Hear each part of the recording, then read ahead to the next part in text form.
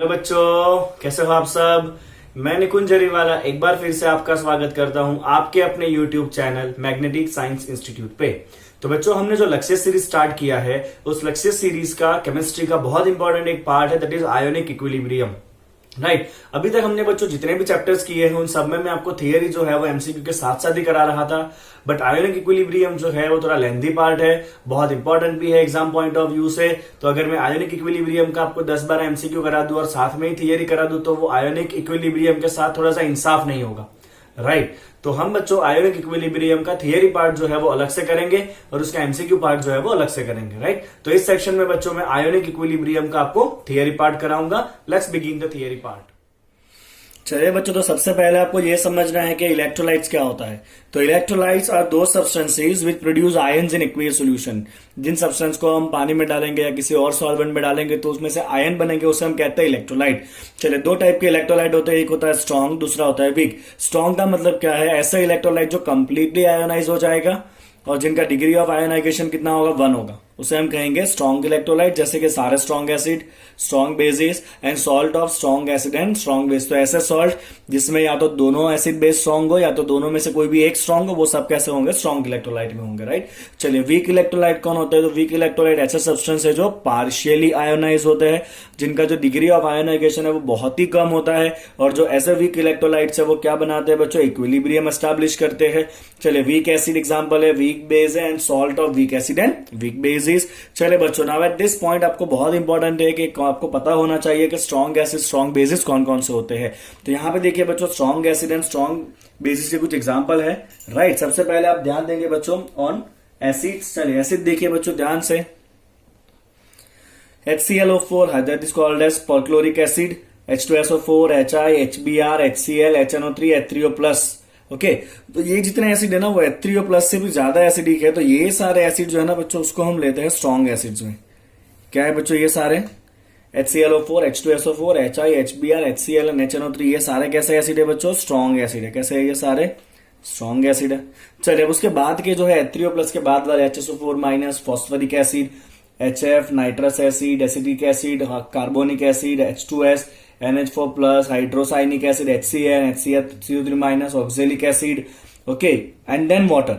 तो ये जो बीच वाला एसिड है ना, यहां से स्टार्ट करके यहां वाले ये सारे ऑक्जेलिक एसिड तक के। राइट, तो ऑक्जेलिक एसिड तक के जो जितने भी एसिड है ना बच्चों वो सारे कैसे एसिड है? वीक एसिड है। कैसे? वो सारे वीक एसिड है। ओके ओके, और H2O के बाद वाले जितने हैं HS-, देन एल्कोहल है C2H5OH, ammonia H2 and CH4, ये सारे जो है ना वो एसिडिक है ही नहीं। तो इनका जो है वो बिल्कुल भी आयोनाइजेशन नहीं होता है। राइट, तो ये जो एसिड है वो बिल्कुल भी आयोनाइज नहीं होने वाले, तो they are going to be non ionize. Right, तो इतने आपको बच्चों एसिड्स याद रखना है। चलिए, बेस के एग्जांपल देखें। स्ट्रॉन्ग बेस, तो बेस वो होता है जिसके पास OH होता है, जनरली हम ऐसा कहते हैं। तो बेस कौन कौन से? Strong lithium hydroxide, sodium hydroxide, calcium hydroxide, potassium hydroxide, barium hydroxide, और आप एक और ले सकते हो यहाँ पे सीजियम हाइड्रोक्साइड। ओके, और यहाँ पे बच्चों आपको एक याद रखना है वीक एसिड के एग्जाम्पल में। तो वीक एसिड के एग्जाम्पल में बच्चों मैं एक और यहाँ पे ऐड करूंगा कहीं पे, दैट इज फिनॉल। फिनॉल जो है वो भी कैसा कंपाउंड होता है बच्चों? वीक एसिडिक कंपाउंड होता है। राइट, ध्यान रखना है आपको इतना। चलिए बच्चों, आगे जाएंगे। वीक बेस कौन कौन है? तो अमोनिया है, NH4OH है, पिरीडीन है, RNH2 है। ये बताने का मतलब इतना है कि जब आप क्वेश्चन सॉल्व करोगे ना, जब आप न्यूमेरिकल सॉल्व करोगे तो आपको पता होना चाहिए कि जो आपको दिया क्वेश्चन है वो स्ट्रॉन्ग एसिड स्ट्रॉन्ग बेस का है, वीक एसिड वीक बेस का है, सॉल्ट का क्वेश्चन है। राइट, ये सब आपको पता होना चाहिए। चलिए बच्चों, आगे बढ़ते हैं अब। चलिए बच्चों, बात करेंगे अब मोस्ट इंपॉर्टेंट फॉर्मूला की। सबसे पहले आपको पता होना चाहिए अल्फा को हम क्या कहते हैं बच्चों?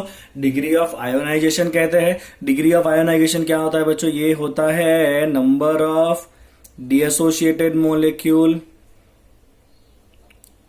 Number of dissociated molecules divide by number of molecules before dissociation divide by number of molecules before dissociation. तो इस रेशियो को हम क्या कहते हैं बच्चों? अल्फा कहते हैं। आपको ध्यान रखना है अल्फा जो है वो डायरेक्टली प्रोपोर्शनल है टेम्परेचर के। टेम्परेचर बढ़ाने से आपका अल्फा जो है वो बढ़ेगा। चलिए, दूसरा जो अल्फा है वो डायरेक्टली प्रोपोर्शनल है डाइल्यूशन के। जितना सॉल्यूशन डाइल्यूट होगा उतना जो आपका अल्फा है बच्चों वो क्या होगा? बहुत इजीली बढ़ेगा। या 12th में पढ़ने वाले हो। चलिए, तो अल्फा डायरेक्टली प्रोपोर्शनल है टेम्परेचर के, डायरेक्टली प्रोपोर्शनल है डाइल्यूशन के। डाइल्यूशन किसके यूनिवर्सिटी प्रोपोर्शनल होता है? कॉन्सेंट्रेटेड के।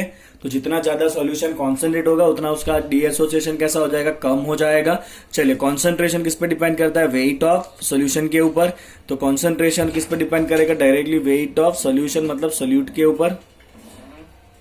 ओके, ठीक है। चलिए, और एक बात ध्यान रखना है, आपका जो डिग्री ऑफ डीएसोसिएशन है अल्फा, अल्फा जो है वो डिक्रीज होगा with common ion effect. Alpha क्या होगा बच्चों? डिक्रीज होगा विद कॉमन आयन इफेक्ट। आप इसके एग्जांपल देखोगे आगे अभी।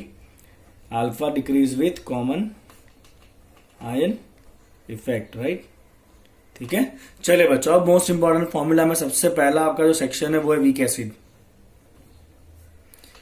ओके, चलिए देख लीजिए, वीक एसिड को हम एच करके डिनोट करेंगे। ये सब आपको आता ही होगा। वीक एसिड पार्शियली डीएसोसिएट होगा, आयन मिलेगा आपका H plus and A minus ion. अगर इनिशियल कॉन्सेंट्रेशन एसिड का C है तो ये दोनों कितने होंगे? इनिशियली 0 होंगे। अगर डिग्री ऑफ डीएसोसिएशन अल्फा है, राइट, तो ये कितना बचेगा इक्विलिब्रियम पे? 1 माइनस अल्फा जितना फ्रैक्शन बचेगा, C से मल्टीप्लाई करिए। चलिए, H प्लस कितना बनेगा? अल्फा इंटू सी। ए माइनस भी कितना बनेगा? अल्फा इंटू सी। चलिए, आप इसका डीएसोसिएशन कॉन्स्टेंट लिखिए के क्या है बच्चों? डीएसोसिएशन कॉन्स्टेंट है, that K is equal to product. Product में कौन है बच्चों? अल्फा सी एक बार, अल्फा सी एक बार, ये भी अल्फा सी एक बार, और नीचे कौन आएगा? 1 माइनस अल्फा इंटू सी, राइट। आप इक्विलिब्रियम का पहला पार्ट अगर सीखे होंगे तो आपको पता ही होगा ये कैसे करना है। एक एक सी को कट करेंगे तो ये क्या हो जाएगा बच्चों? आपका alpha square C divide by 1 minus alpha. Okay, अगर आपका अल्फा बहुत कम है तो हम डिनोमिनेटर से क्या कर सकते हैं बच्चों? अल्फा को यहां से इग्नोर कर सकते हैं। तो अब आपका के कितना हो जाएगा? अल्फा स्क्वायर सी हो जाएगा। तो आपको पहला फॉर्मूला मिलता है, degree of dissociation alpha is equal to under root of K by C. K क्या है आपका? डीएसोसिएशन कांस्टेंट। सी क्या है आपका? कॉन्सेंट्रेशन जो आपको दिया होगा। चलिए, आपको अल्फा मिल गया। आपको H प्लस कितना मिलना है बच्चों? तो H प्लस क्या होगा? अल्फा इंटू सी होगा। आप जैसे ही अल्फा का वैल्यू रखेंगे तो आपका H प्लस कॉन्सेंट्रेशन क्या आ जाएगा बच्चों? अंडर रूट ऑफ के इंटू सी आ जाएगा। क्या आ जाएगा? H प्लस कॉन्सेंट्रेशन बच्चों के इंटू सी आ जाएगा। क्लियर आपको इतना? ओके, चलिए, अब अगर आपको पीएच पूछा है तो पीएच का मतलब क्या होता है? Minus log to the base 10 of H plus concentration. तो H प्लस मिला है तो उसका आप लॉग निकाल लीजिए, आपको क्या मिल जाएगा बच्चों? पीएच मिल जाएगा। ठीक है, चलिए नेक्स्ट, अगर आपका ये पोली बेसिक है, यहाँ पे तो एक ही H निकला है। अगर पोली बेसिक है तो क्या होगा? देखिए, अगर आपका एसिड जो है वो पोली बेसिक है, मतलब एक से ज्यादा H प्लस वो निकाल रहा है, तो क्या करना है? अगर मान लीजिए कि वो ट्राई बेसिक है, H3 है, तो पहले एक H प्लस निकला, क्या बचेगा? H2 है माइनस। यहाँ पे डीएसोसिएशन कांस्टेंट सपोज K1 है, देखो, और H निकला तो यहाँ पे क्या बच जाएगा? अब H है माइनस 2। अब डीएसोसिएशन कांस्टेंट K2 है, एक और H निकला। चलिए, तो अब ये क्या बचेगा? A minus 3। डीएसोसिएशन कांस्टेंट कितना है? K3 है। तो इसका अगर पोली बेसिक है तो आपका ओवरऑल डिग्री ऑफ डीएसोसिएशन होगा K1 into K2 into K3। क्या होगा बच्चों? Dissociation constant K1 into K2 into K3 होगा। तो ये बच्चों हो गया आपका केस ऑफ वीक एसिड। चलिए, वीक एसिड में आप बेसिक एग्जाम्पल लिख दीजिए कौन कौन से जनरली पूछे जाते हैं। तो एसिडिक एसिड होता है नॉर्मली, नाइट्रस एसिड बहुत पूछा जाता है, ओके, और फिनॉल पूछा जाता है फ्रिक्वेंटली, राइट। तो ये सारे उसके एग्जाम्पल है जो क्वेश्चन आपको नॉर्मली मिलेंगे एग्जाम में। ओके, चलिए बच्चों, उसके बाद जो है वो वीक बेस में भी हम ऐसा ही सेम फॉर्मूला बनाएंगे। देखिए, अभी तो मैं आपको डायरेक्ट फॉर्मूला दे दूंगा वीक बेस का। तो जिस तरह वीक एसिड में अल्फा क्या था? अंडर रूट के बाई सी था, उसी तरह से वीक बेस का डिग्री ऑफ डीएसोसिएशन होगा under root of K B by C. Okay, जिस तरह से वीक एसिड में आपको H प्लस मिला था, उस तरह से बेस में क्या मिलेगा बच्चों? OH माइनस मिलेगा, और वो कितना होगा? Under root of K B into C होगा। कितना होगा बच्चों? OH minus under root of K B into C होगा। समझ में आ रहा है आपको? इतना क्लियर हो रहा है एकदम ये? चलिए, वीक बेस में जनरली कौन कौन से क्वेश्चन पूछे जाते हैं? तो वीक बेस में नॉर्मली आपका होता है अमोनिया, ओके, फिर होता है NH4OH के क्वेश्चन होते हैं, बहुत बार आता है ये क्वेश्चन। पीरिडीन आता है फ्रिक्वेंटली, ओके, और ऑर्गेनिक के अमाइन कंपाउंड आते हैं RNH2। तो ये क्वेश्चन आपको फ्रिक्वेंटली मिलेंगे वीक बेस में। क्लियर आपको इतना? ओके, चलिए बच्चों, अब कॉमन आयन इफेक्ट क्या है? Let's try to understand this. Common ion effect देखते हैं, राइट। मैं आपको एग्जांपल देके समझा दूंगा कॉमन आयन इफेक्ट, तो आपको बहुत ही क्लियर हो जाएगा। Okay, let's see. चलिए, सपोज मान लीजिए बच्चों आपका कोई वीक एसिड है, जैसे कि मान लीजिए एसिडिक एसिड है CH3COOH। हमें पता है कि एसिडिक एसिड कैसा है? नेचर में वीक है, मतलब वो पार्शियली आयोनाइज होगा। और कौन से दो आयन मिलने हैं बच्चों? CH3COO माइनस आयन मिलेगा, और क्या मिलना है आपका? H प्लस मिलना है। यस और नो? चलिए, इसके लिए आपका इक्विलिब्रियम कांस्टेंट बच्चों Ka कितना होगा? तो आपका इक्विलिब्रियम कांस्टेंट होता है प्रोडक्ट का concentration, that is CH3COO minus, और कौन सा प्रोडक्ट है? H प्लस है, डिवाइड बाई रिएक्टेंट कौन है बच्चों, CH3COOH। Okay fine. चलिए अगर आपने इसके अंदर डाल दिया है CH3COONA, क्या डाल दिया बच्चों इसके अंदर, CH3COONA। अब ये CH3COONA जो है ना वो है सॉल्ट ऑफ NaOH। दिखा आपको किसका सॉल्ट है ये, CH3COOH एंड NaOH। NaOH कैसा है, स्ट्रॉन्ग है, तो ये कैसा है बच्चों आपका, स्ट्रॉन्ग है। अगर ये स्ट्रॉन्ग है तो ये कंप्लीटली डीएसोशिएट हो जाएगा। एरो मैंने देखो एक ही तरफ मारा हुआ है, रिवर्सिबल नहीं मारा है, राइट। तो इसमें से कौन सा आयन मिल रहे हैं, CH3COO माइनस एंड Na+। तो बच्चों अगर आप ध्यान से देखो ना तो यहाँ पे क्या हुआ है कि ये जो CH3COO माइनस है वो कॉमन है दोनों में। ओके मतलब यहाँ पे CH3COO माइनस का कॉन्सेंट्रेशन क्या हुआ बच्चों, बढ़ गया, मतलब इक्विलिब्रियम क्या हुआ, डिस्टर्ब हुआ। अगर इक्विलिब्रियम डिस्टर्ब हुआ तो इक्विलिब्रियम वापस सेल्फ एस्टेब्लिश होने के लिए एज पर ली शटेलियस प्रिंसिपल ये रिएक्शन कहाँ जाएगा बच्चों, रिवर्स डायरेक्शन में जाएगा। क्योंकि जब एक प्रोडक्ट बढ़ता है तो रिएक्शन वापस कहाँ जाता है, रिवर्स जाता है। ओके अगर ये रिएक्शन रिवर्स जाएगा इसका मतलब ये दोनों वापस कंबाइन हो जाएंगे। अगर ये दोनों वापस कंबाइन हो गए बच्चों तो आपका H+ जो है वो क्या हो जाना है, कम हो जाना है। समझ में आ रहा है आपको, रिएक्शन कहाँ जा रहा है, रिवर्स जा रहा है। अगर रिएक्शन रिवर्स जाएगा तो ये H+ जो है वो कम हो जाएगा। अगर आपका H+ कम हो गया मतलब एसिडिक नेचर क्या हो जाएगा उसका, कम हो जाएगा। तो यहाँ पे आपका जो फॉर्मूला है उसमें Ka कभी चेंज नहीं होगा। ये डीएसोसिएशन कांस्टेंट खाली किस पे डिपेंड करता है, ये खाली डिपेंड करता है टेम्परेचर के ऊपर ही। ओके तो वो कभी चेंज होने वाला नहीं है। चलिए चेंज कौन हुआ है बच्चों, आपका CH3COO माइनस चेंज हुआ है, क्योंकि CH3COO माइनस यहाँ से भी मिल रहा है और यहाँ से भी मिल रहा है। अब यहाँ पे देखिए ये वीक है और ये स्ट्रांग है, तो वीक में से इतना ज्यादा हमें कोई आयन मिलने वाला नहीं है। ये स्ट्रांग वाला आयन ज्यादा होगा तो ये CH3COO माइनस आपको कौन सा ले लेना है, जो स्ट्रांग में से आया ना वो ले लेना है डायरेक्ट। ओके H+ हम फाइंड करेंगे कितना होगा वो, ये हमारा क्वेश्चन होगा क्वेश्चन में। और CH3COOH मतलब एसिडिक एसिड कितना होगा वो हमें यहां से मिल जाएगा जो आपको क्वेश्चन में ही दिया होगा। ओके अब इतना वैल्यू रख के सॉल्व कर दीजिए बच्चों। Ka नोन वैल्यू है, CH3COO माइनस कॉमन ले वाला लेना है जो स्ट्रॉन्ग में से आया है, CH3COOH आपको ले लेना है, राइट। आपको यहां से क्या निकाल देना है बच्चों, H+ निकालना है। H+ कॉन्सेंट्रेशन आप फाइंड कर लीजिए, जो क्या हुआ है H+ कॉन्सेंट्रेशन जो है बच्चों वो कम हुआ है। अगर H+ कम हुआ है मतलब जो उसका एसिडिक नेचर है वो क्या हुआ है, कम हुआ है। तो pH क्या होगा, एसिडिक नेचर कम हुआ है मतलब pH क्या होगा बच्चों, बढ़ेगा। क्योंकि pH जितना कम होता है उतना एसिडिक नेचर क्या होता है, ज्यादा होता है, राइट। तो ये हो गया बच्चों आपका एक standard example of common ion effect. समझ में आया बच्चों आपको ये कॉमन आयन इफेक्ट का एग्जांपल। ओके ये कॉमन आयन इफेक्ट आपको बेस में भी देखने मिलेगा और सॉल्ट के क्वेश्चन में भी आएगा। हम जब न्यूमेरिकल करेंगे तो ऐसे क्वेश्चन बहुत सारे हैं, विल सी दैट। चलिए नेक्स्ट थियरी क्या कहता है, लेट्स सी। चलिए बच्चों नेक्स्ट है आपका solubility product of the salt. बहुत इंपॉर्टेंट ये भी टॉपिक है। सपोज मान लीजिए आपको AB सॉल्ट दिया हुआ है जो स्पेरिंगली सॉल्युबल है और वो किस फॉर्म में, सॉलिड फॉर्म में है।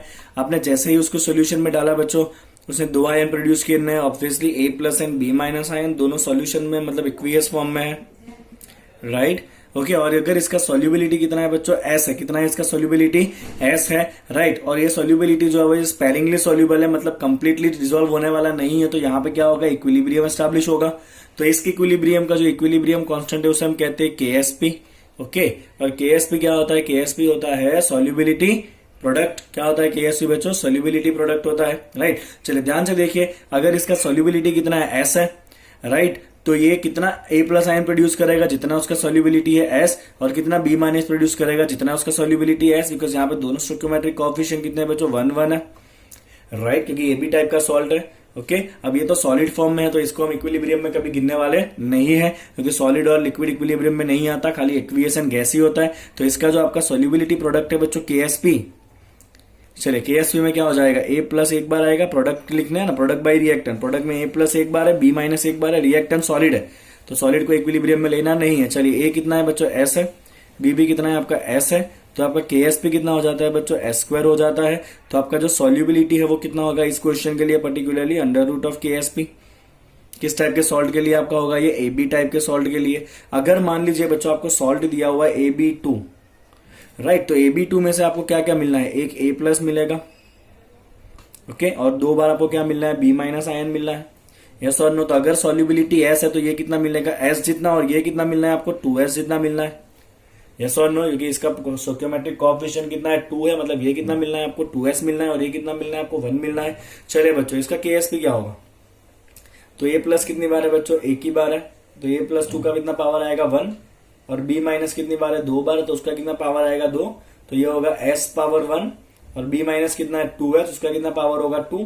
तो ये आपका कितना हो जाएगा बच्चों, 4S³ हो जाएगा। किसके लिए, AB2 टाइप के सॉल्ट के लिए। तो तो आपका सॉल्युबिलिटी एस कितना होगा बच्चों, KSP। ये 4 को डिवाइड करेंगे और यहाँ पे क्या निकालेंगे हम, क्यूब रूट निकालेंगे, राइट। किसके लिए होगा ये, Ab2 टाइप के लिए। चलिए अब आप फटाफट बताइए, अगर आपका सॉल्ट A2B3 है तो आप क्या करोगे, ये आपको देगा 2 टाइम्स A+2 आयन देगा, A+3 आयन प्लस, तो ये पावर का कोई मतलब नहीं है यहाँ पे अभी तो, ओके। और 3 बार ये कौन सा आयन देगा आपको, B आयन देगा। तो अगर सॉल्युबिलिटी S है तो A कितना मिलना है आपको 2S और B कितना मिलना है बच्चों आपको 3S। चलिए इसका KSP अब डायरेक्ट लिखाइए। तो A प्लस का कॉन्सेंट्रेशन कितना है 2S, जो कितनी बार आएगा फॉर्मूला में 2 बार आएगा, स्क्वायर होगा। B का कॉन्सेंट्रेशन कितना है 3S, जिसका कॉन्सेंट्रेशन जिसका पावर कितना आएगा 3 आएगा। तो 2 square is 4, 3 cube is 27, 27 into 4 is 108। S का पावर कितना होगा बच्चों 5 होगा, दैट इज योर KSP। समझ में आ रहा है आपको इतना, ओके। अगर मान लीजिए आपका सॉल्ट जो है वो कोई जनरलाइज फॉर्म है, जैसे कि AXBY। चलिए इसमें से आपको X आयन कितना मिलना है, A मिलना है, और जो B आयन है वो कितना मिलना है बच्चों, Y मिलना है। अगर सॉल्युबिलिटी S है तो ये A कितना होगा आपका X इंटू S होगा, और B कितना होगा बच्चों Y इंटू B होगा। यस और नो, आप इस एग्जांपल के साथ इसको रिलेट करिए, बहुत सिंपल, आपको समझ में आ जाएगा इजीली, ओके। चलिए बच्चों, तो इसका जो KSP होगा वो कितना होगा, तो KSP में A का कॉन्सेंट्रेशन कितना है बच्चों, XS है, और वो कितनी बार आएगा फॉर्मूला में X बार आएगा, ओके। B का कॉन्सेंट्रेशन कितना है YB है, और वो फॉर्मूला में कितनी बार आएगा बच्चों, Y टाइम्स आएगा। तो यहाँ पे X का पावर X होगा, Y का पावर Y होगा, और S का पावर कितना होगा, सॉरी यहाँ पे क्या है Y इंटू S होगा ना, solubility, this is S, okay. तो यहाँ पे ये S का पावर कितना होगा, यहाँ से X और यहाँ से Y, तो S का पावर कितना होगा आपका X प्लस Y होगा। तो ये आपका जनरल फॉर्म हो गया किसके लिए, KSP for any type of salt, X raise to X, Y raise to Y, और S रेस टू क्या होगा, X प्लस Y होगा। अब आप नॉर्मल एग्जांपल लीजिए, अगर आपका सॉल्ट है A1B4, तो आपका X कितना है 1 है, और Y कितना है आपका 4 है। तो आप क्या करोगे, X रेस टू X मतलब 1 raise to 1, Y raise to Y मतलब 4 raise to 4, S raise to X plus Y that is 1 plus 4। चलिए 4 पावर 4 कितना होता है बताइए, तो 4 cube 64 into 4 that is 256 into S power 5, आपका डायरेक्ट सॉल्यूशन हो गया यहाँ पे, ओके। क्लियर आपको, तो ये आपका solubility of the sparingly soluble salt. अब यहाँ पे आपको बहुत इंपॉर्टेंट एक चीज पूछी जाती है, वो है आपका criteria of precipitation, criteria of precipitation, right. Let's see क्या कहता है क्राइटेरिया ऑफ प्रेसिपिटेशन। तो बच्चों क्राइटेरिया ऑफ प्रेसिपिटेशन कहता है कि आयोनिक प्रोडक्ट जो है ना, ionic product that should be more than solubility product. Ionic product should be more than what? Solubility product. मैं आपको एग्जांपल देके समझाऊंगा, बहुत क्लियर हो जाएगा आपको ये। तो आयोनिक प्रोडक्ट को हम लिखते हैं बच्चों IP, और सोल्यूबिलिटी प्रोडक्ट को हम लिखते हैं KSP। तो अगर ये IP ग्रेटर देन KSP हुआ ना, तो आपका जो सॉल्ट है ना वो प्रेसिपिटेट हो जाएगा, salt will be precipitated, okay. चलिए बच्चों इसको ना एक एग्जांपल लेके समझते हैं, okay. Let's take the example of this. अगर मान लीजिए बच्चों कि आपको चेक करना है precipitation of NiSO4, to check precipitation of, यहाँ पे एग्जांपल ले रहे हैं हम इसका, to check the precipitation of NiSO4। अगर आपको चेक करना है निकल सल्फेट का प्रेसिपिटेट होगा कि नहीं होगा, और ये जो निकल सल्फेट है बच्चों उसका आपको KSP दिया हुआ है, ओके। क्या है बच्चों उसका KSP आपको दिया हुआ है, ओके। चलिए बच्चों निकल सल्फेट में आपके कौन कौन से आयन है, तो एक आपका निकल आयन है, और दूसरा कौन सा आयन है आपका सल्फेट आयन है, राइट। तो इसका आपका जो आयोनिक प्रोडक्ट होगा IP, राइट, वो IP कितना होगा बच्चों आपका बताइए। तो एक निकल है और एक सल्फेट है, तो कौन कौन से आयन है, निकल प्लस 2 आयन एक बार होगा इसमें, और सल्फेट आयन कितनी बार होगा बच्चों, एक बार होगा। तो ये क्या है आपका आयोनिक प्रोडक्ट है। KSP आपको ऑलरेडी गिवन वैल्यू है, ये क्या है आपको ऑलरेडी गिवन होगा क्वेश्चन में, ओके। चलिए बच्चों अब बहुत इंपॉर्टेंट है कि आपको निकल और सल्फेट कहां से मिलेगा। तो क्वेश्चन आपका पूरा ऐसा है कि क्या NiSO4 प्रेसिपिटेट होगा अगर हम ऐड करें NiOH ट्वाइस, हम क्या ऐड कर रहे हैं बच्चों, निकल हाइड्रोक्साइड ऐड कर रहे हैं, और साथ में ऐड कर रहे हैं हम K2SO4। क्या ऐड कर रहे हैं हम, निकल हाइड्रोक्साइड एंड K2SO4। क्या ऐड किया बच्चों हमने, निकल हाइड्रोक्साइड ऐड किया, और हमने क्या ऐड किया, K2SO4 ऐड किया। हमें ये जानना है कि इन दोनों को ऐड करने से क्या निकल सल्फेट प्रेसिपिटेट होगा, will NiSO4 precipitate, will NiSO4 precipitate. समझ में आ रहा है आपको मैं क्या कर रहा हूँ, क्या लिख रहा हूँ वो, ओके। चलिए बच्चों मान लीजिए NiOH ट्वाइस जो है ना उसका कॉन्सेंट्रेशन हमें दिया हुआ है C1 मोलर, कितना दिया इसका कॉन्सेंट्रेशन C1 मोलर, और K2SO4 का कॉन्सेंट्रेशन है आपका C2 मोलर। ओके, तो अगर ये C1 मोलर है तो इसमें से आपको Na+2 का कॉन्सेंट्रेशन कितना मिलना है बच्चों? C1 ही मिलना है, क्योंकि NiOH का कॉन्सेंट्रेशन कितना है? C1 है, और उसमें से एक ही Na मिलना है, तो जितना ये होगा उतना ही आपको Na मिलेगा। तो आपका Na का कॉन्सेंट्रेशन कितना है बच्चों? C1 है। और यहां से आपको कौन चाहिए? सल्फेट चाहिए, क्योंकि हमें प्रेसिपिटेट किसका चेक करना है बच्चों? प्रेसिपिटेट हमें चेक करना है किसका? निकल सल्फेट का। तो मुझे निकल आयन का कॉन्सेंट्रेशन चाहिए जो NiOH से मिलेगा, और सल्फेट का कॉन्सेंट्रेशन चाहिए जो K2SO4 से मिलेगा। समझ में आ रहा है आपको ये? तो यहाँ पे आपका कॉन्सेंट्रेशन कितना है बच्चों? C2 है। तो आपका जो आयोनिक प्रोडक्ट था Na+2 एंड SO4-2, तो वो आपका आयोनिक प्रोडक्ट बच्चों कितना हो जाएगा? IP इक्वल टू Na+2 कहां से लेना है आपको? NiOH में से लेना है। सल्फेट कहां से लेना है? K2SO4 में से, जो यहाँ पे कितना हो जाएगा? C1 into C2। अब आप चेक कर लीजिए बच्चों कि C1 इंटू C2 जो है वो ग्रेटर देन है कि लेस देन है। अगर ये IP ग्रेटर देन हो गया KSP से, जो ऑलरेडी दिया हुआ वैल्यू है KSP का, अगर ये IP KSP से बड़ा हो गया तो फिर प्रेसिपिटेट होगा। अगर IP लेस देन KSP है तो फिर PPT नहीं मिलना है आपको, प्रेसिपिटेशन होने वाला नहीं है। बोलिए बच्चों, समझ में आ रहा है आपको मैंने जो लिखा है वो? अब आपको एक ध्यान में रखने वाली बात यह है कि C1 C2 जो है ना, यहाँ पे जो C1 C2 या सोल्यूबिलिटी S है ना, वो सारा क्या है बच्चों? आपका मोलारिटी यूनिट में होता है। किसमें होता है? C1 है या C2 है या जो सोल्यूबिलिटी है ना, ये सबका यूनिट क्या है? They all are in molarity unit. बच्चों को ये पता ही नहीं होता है और कंफ्यूज होते रहते हैं फिर क्वेश्चन में। ओके, तो मोलारिटी का फॉर्मूला क्या है आपका? मोलारिटी का फॉर्मूला होता है बच्चों आपका W2 इंटू 1000 अपन M2 इंटू VML। ओके, चलिए क्वेश्चन में हम सॉल्व करेंगे इस टाइप के क्वेश्चन सब हम देखेंगे। नेक्स्ट क्वेश्चन क्या कहता है बच्चों? Let's see. चलिए बच्चों, अभी हमने जो IPKSP वाला टॉपिक देखा उसका यूज क्या है। तो बच्चों उसका पहला यूज है purification of the common salt. क्या यूज है बच्चों उसका? Purification of common salt. ये सारे क्वेश्चन जो है ना वो कभी कभी थियरी में भी आ जाते हैं, तो सब कुछ जानना बहुत जरूरी है। चलिए, purification of the common salt कैसे होगा? तो जो कॉमन सॉल्ट का इम्प्योर सैंपल है उसको बच्चों हम डिसॉल्व कर देंगे, और तो क्या बन जाएगा? Na+NCl- बन जाएगा। अब जैसे ही आप इसमें से HCl गैस पास कराओगे तो HCl में से कौन सा आयन बनना है? H+NCl- बनना है। तो आप देख सकते हो कि ये Cl- जो है वो कॉमन हुआ दोनों में। ओके, अगर Cl- का कॉन्सेंट्रेशन बढ़ता है तो रिएक्शन कहाँ जाएगा बच्चों? ये रिवर्स जाएगा। अगर रिवर्स जाएगा तो Na+NCl- जुड़ के क्या बनाएंगे? NaCl बनाएंगे, और वो NaCl कैसा होगा बच्चों? प्योर होगा। कैसा होगा आपका NaCl? ये जुड़ के जो NaCl बनेगा, ये NaCl कैसा होगा बच्चों? आपका प्योर होगा। ये सैंपल कैसा था? इम्प्योर था। समझ में आया आपको? ओके, तो हमें क्या करना है? NaCl का सैचुरेट सॉल्यूशन बना के उसमें से क्या पास करना है? HCl गैस पास करना है, तो आपको प्योर NaCl प्रेसिपिटेट हो जाएगा। दूसरा बच्चों एक कॉमन इसका यूज है, that is salting out the soap. Okay, चलिए सोप को कैसे प्रेसिपिटेट कराते हैं बच्चों? तो सोप को प्रेसिपिटेट, सोप क्या होता है बच्चों? RCOO- Na+। आप जैसे इसके अंदर NaOH डालोगे, आप देख लीजिए कॉमन आयन हुआ दोनों में। कॉमन आयन हुआ, इसका मतलब क्या होगा कि ये वाला जो रिएक्शन है वो कहां जाएगा? रिवर्स जाएगा। रिवर्स जाएगा तो क्या होगा? ये RCOO- Na+ क्या होगा? प्रेसिपिटेट हो जाएगा due to more Na+ ion. तो इसी तरह का होगा। आपको सॉल्ट सॉल्यूशन में क्या डाल देना? NaOH डालना है, जिससे क्या होगा? सोप जो है वो प्रेसिपिटेट हो जाएगा। क्लियर आपको? चलिए नेक्स्ट टॉपिक क्या? Let's see. चलिए बच्चों, तीसरा यूज देखिए उसका, जो है आपका क्वालिटेटिव एनालिसिस के लिए। ग्रुप 1 के जो आयन है, जैसे कि लेड है, सिल्वर है और मर्क्यूरी है, उनके जो क्लोराइड्स होते हैं ना, क्लोराइड्स, MCl का मतलब क्या है बच्चों? क्लोराइड्स। तो उनके क्लोराइड्स का KSP बहुत कम है, तो क्लोराइड्स को हम बहुत इजीली प्रेसिपिटेट करा सकते हैं, राइट? जितना आपका KSP कम होगा उतना इजीली उसको प्रेसिपिटेट करा सकते हो। ओके, तो यहाँ पे KSP बहुत कम है तो उसका क्लोराइड इजीली प्रेसिपिटेट होगा, इसीलिए हम रिएजेंट कौन डालते हैं बच्चों? HCl डालते हैं। जैसे इन आयन के अंदर आप HCl डालोगे, बहुत ही इजीली उसका क्लोराइड जो है वो प्रेसिपिटेट हो जाएगा। सिमिलरली जो ग्रुप 2 है, आप देख लीजिए आयन कौन सा है ग्रुप 2 में? Mercury, lead, bismuth, copper, cadmium, antimony and tin.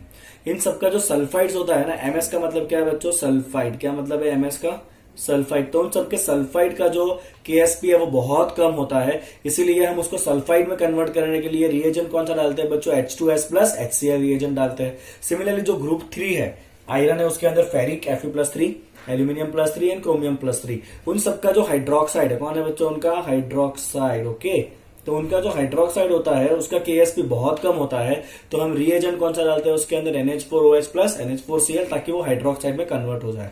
Similarly जो कोबाल्ट है, निकल है, मैंगनीज एंड जिंक के जो ग्रुप 4 के है, उसका रिएजेंट कौन सा है बच्चों? H2S and NH4OH। ओके, चलिए सिमिलरली जो ग्रुप 5 है, कौन सा आयन है उसके अंदर, बेरियम आयन है Ba+2, स्ट्रोंशियम है, कैल्शियम है, उन सबका जो कार्बोनेट्स है MCO3 क्या होता है बच्चों, कार्बोनेट। तो इन आयन के लिए बेरियम, स्ट्रोंशियम एंड कैल्शियम के लिए कार्बोनेट का KsP बहुत कम है, तो उनको हम कार्बोनेट में कन्वर्ट कराते हैं। और रिएजेंट कौन सा डालते हैं उसके अंदर, हम अमोनियम कार्बोनेट NH4Cl NH4OH। यहाँ पे ये कार्बोनेट जो है वो क्या करेगा, इनके साथ कार्बोनेट बना के प्रेसिपिटेट हो जाएगा। ठीक है, चलिए बच्चों अब अपना अगला टॉपिक जो है वो है acid base concept. Let's begin it. चलिए बच्चों, एसिड बेस कंसेप्ट में सबसे पहला नाम आपको किसका याद आ रहा है, obviously Arrhenius acid base concept. चलिए, आर्हेनियस ने क्या डेफिनेशन दिया था, आर्हेनियस ने कहा था बच्चों ए फॉर एसिड। एसिड का मतलब क्या है, जो डोनेट करेगा किसको, H+ को in aqueous solution. Okay, and base का मतलब क्या होता है, बेस क्या करेगा बच्चों, डोनेट करेगा OH- इन एक्वियस सॉल्यूशन। बेस क्या करेगा, OH- डोनेट करेगा इन एक्वियस सॉल्यूशन। ये बहुत बेसिक डेफिनेशन है एसिड बेस के। चलिए, इसका लिमिटेशन क्या है बच्चों, तो इसका लिमिटेशन है सबसे पहला तो HCl गैसियस फॉर्म में।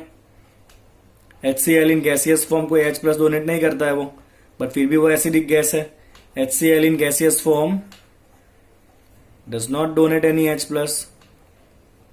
तो क्या वो एसिडिक नहीं है, वो तो एसिडिक है, बराबर। तो as per the Arrhenius concept HCl gaseous form में एसिडिक नहीं होगा, बिकॉज उसके बाद H+ नहीं है, बट एक्चुअल में HCl तो एसिडिक है। दूसरा देखिए, चलिए ओके, ये जनरली यूज नहीं होता है किसके लिए, it is not use for non aqueous acid base, क्योंकि इसका तो पूरा लॉजिक ही एक्वियस सॉल्यूशन के ऊपर है। एक्वियस सॉल्यूशन में H+ मिला तो एसिड, ना मिला OH- मिला तो बेस। तो अगर आपका मान लीजिए एसिड बेस नॉन एक्वियस है तो फिर ये यूज होने वाला नहीं है, तो it is not use for non aqueous acid base. Clear बच्चों, मैं शॉर्ट में इसको आपको समराइज करके दे रहा हूं। चलिए, तीसरा है बच्चों अमोनिया NH3, OH- कहां पर है, तो भी अमोनिया कैसा है बच्चों, बेस है। सिमिलरली AlCl3, एल्यूमिनियम क्लोराइड कहां पे H+ है, H+ तो है ही नहीं, तो भी ये कैसा है, नेचर में एसिडिक है। तो ये क्या है, उसके आर्हेनियस के लिमिटेशंस है। चलिए बच्चों, दूसरा अब आपके दिमाग में आएगा आर्हेनियस के बाद कौन होता है, वो ब्रोंस्टेड लोरी। चलिए, ब्रोंस्टेड लोरी कंसेप्ट क्या है देखते हैं। तो बच्चों, ब्रोंस्टेड लोरी का पूरा कंसेप्ट जो है वो प्रोटॉन के ऊपर डिपेंड करता है। ब्रोंस्टेड कहता है कि एसिड क्या होता है, एसिड होता है डोनेट द प्रोटॉन। ऐसा सब्सटेंस जो क्या करता है, प्रोटॉन को डोनेट करता है, उसे हम क्या कहते हैं बच्चों, एसिड कहते हैं। Proton is H+, not A+, proton is H+, तो जो H+ डोनेट करेगा वो एसिड होगा। चलिए, बेस क्या होता है, बेस जो होता है वो क्या करता है, बेस क्या करता है बच्चों, एक्सेप्ट करता है। बेस क्या करता है बच्चों, एक्सेप्ट करता है प्रोटॉन को। तो जो प्रोटॉन को एक्सेप्ट करेगा वो क्या होगा, नेचर में बच्चों बेस होगा, राइट। चलिए, अब यहाँ पे आपके कॉन्जुगेट वाला लॉजिक आता है, अगर आपको याद हो तो। एसिड जो है बच्चों, चलिए क्या सीखा आपने, एसिड क्या करेगा, H+ को डोनेट करेगा। तो यहां पे जो सब्सटेंस बनेगा ना, उसे हम क्या कहते हैं बच्चों, कॉन्जुगेट बेस। एसिड जब H+ डोनेट कर देगा तो जो बाकी बचेगा वो क्या होगा, साथ में कॉन्जुगेट बेस होगा। ओके, आपको ध्यान रखना है कि अगर एसिड स्ट्रांग है तो उसका जो कॉन्जुगेट है वो कैसा होता है बच्चों, वीक होता है। और अगर एसिड वीक है तो उसका जो कॉन्जुगेट है वो कैसा होता है बच्चों, स्ट्रांग होता है।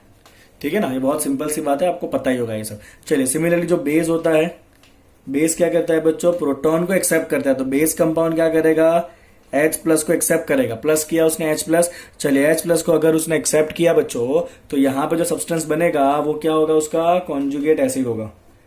तो एसिड का कॉन्जुगेट बेस था, बेस का कॉन्जुगेट कौन होता है बच्चों, एसिड होता है। यहां भी सेम चीज आपको लिखना है, अगर बेस स्ट्रांग है तो उसका कॉन्जुगेट एसिड कैसा होगा, वीक। और अगर बेस वीक है तो उसका कॉन्जुगेट एसिड कैसा होता है बच्चों, स्ट्रांग होता है। एसिड कैसा होगा उसका, स्ट्रांग होगा। ठीक है ना। चलिए, ये नॉर्मल एसिड बेस कंसेप्ट होता है। जब भी आपको कॉन्जुगेट पूछा हो, अगर आपको कॉन्जुगेट बेस फाइंड करना है तो आप क्या करोगे, H+ को निकाल दोगे। एसिड दिया है और कंजुगेट बेस फाइंड करना है तो क्या करो, H+ निकाल दो। और बेस दिया है और क्या पूछा है, कंजुगेट एसिड क्या होगा, तो H+ को ऐड कर दो। ठीक है, सब्सटेंस में आप H+ को ऐड करोगे तो क्या मिलेगा, कॉन्जुगेट एसिड मिलेगा। और सब्सटेंस में से अगर आप H+ को माइनस करोगे तो क्या मिलेगा, कॉन्जुगेट बेस मिलेगा। मैं लिख देता हूं यहाँ पे कि आपको जो भी सब्सटेंस दिया हुआ है, राइट, उसमें अगर आपने H+ माइनस कर दिया ना, तो आपको यहाँ पे क्या मिल जाएगा बच्चों, उसका आपको यहाँ पे मिल जाएगा उसका कॉन्जुगेट, क्या मिलेगा, कॉन्जुगेट बेस, राइट। H+ निकालोगे तो कॉन्जुगेट बेस।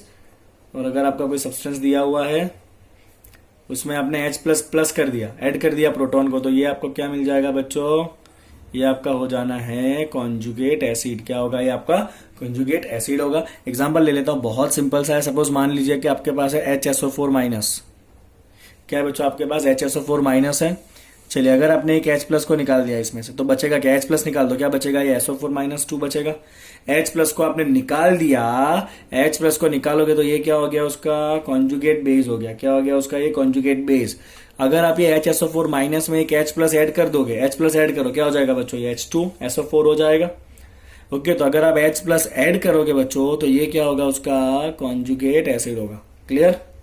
समझ में आ गया कॉन्जुगेट एसिड बेस कैसे निकालना है वो? ठीक है, चलिए इस थियरी का भी लिमिटेशन है। लेट्स सी इसका लिमिटेशन क्या है। बहुत सारे लिमिटेशन है इसके। तो सबसे पहला लिमिटेशन है बच्चों आपका BF3 AlCl3। ओके, हमने देखा था BF3 AlCl दोनों कैसा होता है? एसिडिक कंपाउंड होता है। बहुत सारे एसिडिक, पर उनके पास तो H प्लस ही नहीं है। H प्लस तो है ही नहीं उनके पास, तो भी दोनों एसिडिक है। चलिए दूसरा क्या है? दूसरा है कि reaction between acidic oxide and basic oxide. जहां पे कोई प्रोटॉन ट्रांसफर नहीं होता है तो भी रिएक्शन होता है। जैसे कि मान लीजिए कि मेटल का ऑक्साइड है, जैसे कि कॉपर ऑक्साइड है, और दूसरा नॉन मेटल का ऑक्साइड है, जैसे कि सल्फर ट्राइऑक्साइड है। चलिए, मेटल ऑक्साइड कैसा होता है बच्चों? बेसिक होता है। और ये नॉन मेटल का ऑक्साइड कैसा होता है? एसिडिक होता है। चलिए, इन दोनों के बीच में रिएक्शन होके, ये कैल्शियम ऑक्साइड है, इन दोनों के बीच में रिएक्शन होके क्या बनेगा बच्चों? कैल्शियम सल्फेट बनेगा, CaSO4। मतलब एसिड बेस का रिएक्शन हुआ है, बट ये रिएक्शन में कोई प्रोटॉन तो ट्रांसफर ही नहीं हो रहा है, बिकॉज प्रोटॉन है ही नहीं। तो ये रिएक्शन जो है वो हो रहा है विदाउट प्रोटॉन ट्रांसफर। रिएक्शन तो एसिड बेस का ही है, बट प्रोटॉन ट्रांसफर तो हो ही नहीं रहा है। मतलब ये भी लुईस के कंसेप्ट के हिसाब से क्या हो जाएगा? उसका लिमिटेशन हो जाएगा। चलिए नेक्स्ट लिमिटेशन क्या है देखते हैं। चलिए, इसके दो ही लिमिटेशन थे। अब तीसरा आपका बहुत इंपॉर्टेंट कंसेप्ट है। वो क्या, कौन सा कंसेप्ट है बच्चों? आपका लुईस एसिड बेस कंसेप्ट है। चलिए, लुईस एसिड बेस कंसेप्ट क्या कहता है? लुईस कहता है कि एसिड क्या करता है? एसिड करता है एक्सेप्ट इलेक्ट्रॉन पेयर। एसिड क्या करता है बच्चों? इलेक्ट्रॉन पेयर को एक्सेप्ट करता है। और बेस क्या करता है बच्चों? बेस जो है वो इलेक्ट्रॉन पेयर को डोनेट करता है। ओके, तो जो आपका लुईस कंसेप्ट है बच्चों, लुईस कंसेप्ट के हिसाब से एसिड क्या करेगा? इलेक्ट्रॉन पेयर को एक्सेप्ट करेगा। चलिए, इलेक्ट्रॉन पेयर को एक्सेप्ट कौन कौन कर सकता है? तो इलेक्ट्रॉन पेयर को एक्सेप्ट कौन कर सकता है? जो खुद पॉजिटिव हो, मतलब पॉजिटिव आयंस, राइट? क्योंकि पॉजिटिव आयंस जो है वो ऑब्वियसली क्या करेंगे? इलेक्ट्रॉन पेयर को एक्सेप्ट कर सकते हैं, राइट? चलिए, दूसरा क्या है? दूसरा है ऐसा कोई कि जिसके पास एम्प्टी ऑर्बिटल हो। ओके, क्या हो उसके पास? एम्प्टी डी ऑर्बिटल हो। एम्प्टी डी ऑर्बिटल होने चाहिए। जैसे कि अगर मैं आपको एग्जांपल दूं, सिलिकॉन फ्लोराइड SiF4, या टीन क्लोराइड ले लीजिए SnCl4, राइट? या PF5 लीजिए, तो इन सबके अंदर डी ऑर्बिटल कैसा होगा? इनकम्प्लीट होगा, राइट? तो ये सब कैसे बिहेव करेंगे? इलेक्ट्रॉन पेयर को लेने के लिए तरसेंगे सब। मतलब इनका नेचर कैसा होगा? एसिडिक होगा।